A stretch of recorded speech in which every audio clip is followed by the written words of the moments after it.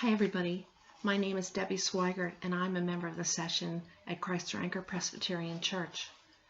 But today I wanted to help with Bible school and I want to tell you the story of Miriam, how Miriam cared for Moses. The story of Moses begins long before he was even born. His great-great-grandfather Jacob and his 12 sons left Israel and their land because of famine and drought. They had settled in Egypt. The Pharaoh is kind of like the king, but the Pharaoh in Egypt had given them the best land, so their family had prospered. After years and years, eventually Jacob and all of his sons had died, but the families continued to grow. After a while, a new man became Pharaoh, and he saw that the Israelites were becoming numerous, and he got scared. He thought for sure that the people would grow in number and eventually be able to overpower him.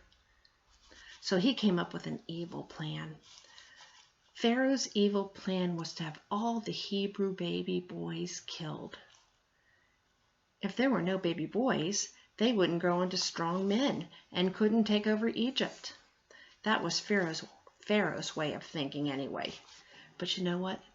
God is bigger than Pharaoh and stronger too. God had a plan with a special baby who would later grow up to be a great leader of the Hebrew people. And the story of this special baby is written in the Bible. It's written in Exodus chapter 2, verses 1 through 10. Listen for the word of the Lord. Now a man of the tribe of Levi married a Levite woman. Her name was Jochebed. And she became pregnant and gave birth to a son. When she saw that he was a fine child. Now, you know, sometimes we use words like fine, meaning nice, fine dining, nice clothes. He's so fine, she's so fine. There's songs like that. But here Jochebed meant nice looking, healthy, a strong baby. Anyway, she thought the baby was fine. And so Jochebed, remembering what the Pharaoh had said about baby boys, hid him, and she hid him for 3 months. But the day came when they could no longer hide him.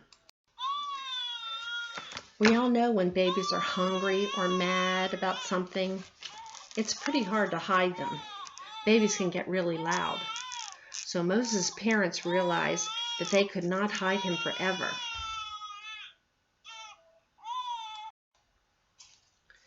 So Jochebed got a basket, and she painted the basket. She painted it with tar and pitch. Tar is a black sticky substance, and pitch is like dried weeds or bark, and she painted it with the sticky tar on the bottom and the sides, and she put the pitch, the sticky tar, she attached the dried reeds and the dried bark to it so it became watertight like a boat or the ceiling, the roof of a house. And so after she prepared the basket, Jochebed and Moses' sister Miriam placed the child in the basket. See?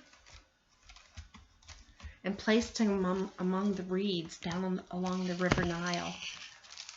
They hid him in the reeds of the water. I have a picture I can show you. This is a picture I have of Miriam and Jochebed and the basket. And there's baby Moses in the basket. And they're going to put him in the water amongst the tall reeds to hide him. So Jochebed and Miriam placed the child among the reeds along the bank of the Nile River. Now the Nile River is a real river. It's still in Egypt. It's a very long and a very wide river. And so they placed him along the riverbank. His sister Miriam stood at a distance so that she could see what happened to him. She watched over the baby's basket so that no harm would come to him.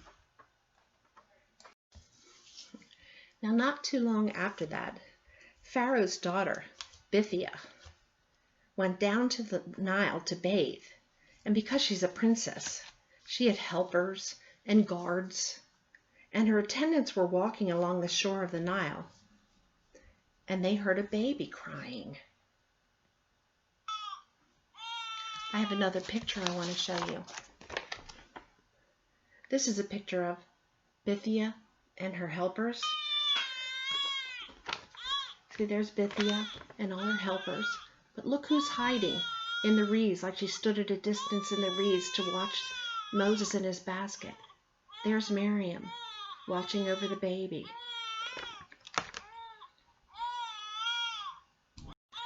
So she and her attendants heard the baby crying, and she saw the basket among the reeds and sent one of her female slaves to go get it. She opened it and saw the baby, and he was still crying, and she felt sorry for him. "This is one of the Hebrew babies," Bithia said.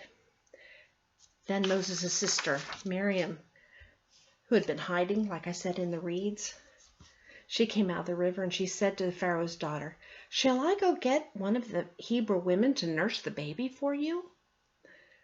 A baby's nurse will take care of the baby, will feed him and bathe him and clothe him and take care of the baby. Pharaoh's daughter, Bithia, said, "Yes, go."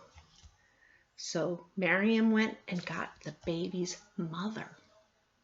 And Pharaoh's daughter said to Jochebed, "Take this baby and nurse him for me. I will pay you." So the woman took the baby, her baby, and nursed him. And when the child grew older, she took the baby to Pharaoh's daughter, and he became her son. She named him Moses, saying, "I drew him out of the water." I did look this up. And according to the Torah is the first 5 books of the Hebrew Bible. It does mean to pull out of the water or to draw out of the water. So that's what Moses means, to come out of the water. Now, so many scary and horrible things could have happened to poor baby Moses in the basket, floating on the big river Nile, a strong gust of wind, or a wave, or an alligator. But he was kept safe by not only his sister Miriam, who kept a watch from the shore for his basket to keep him fine, but by getting and she actually went and got his real mother to come and help nurse him, but also by Pharaoh's daughter and her attendants who heard him crying and rescued him from the water. And then Miriam went and got his mother that had hid him for 3 months from Pharaoh's awful edict, and then put him in a basket on the Nile River, always trusting in God and God's plan for her baby Moses. Think about that. Who do you trust? Who is your hero? Who thinks you are their hero? I know my mom is my best friend and is my hero. She helps me all the time.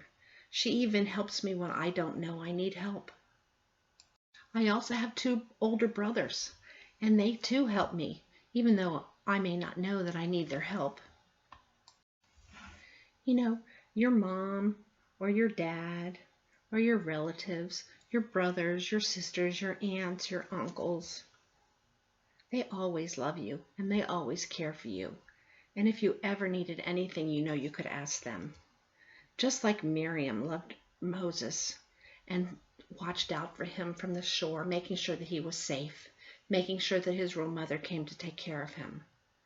Miriam loved Moses. She knew that God is always with him, that God is always with you, even when you don't know it. You know, guys, I filmed this in front of my wall of pictures of my mom and my dad, of my children, of my brothers, their wives and their children, of all of my grandchildren, and everybody that I love so much.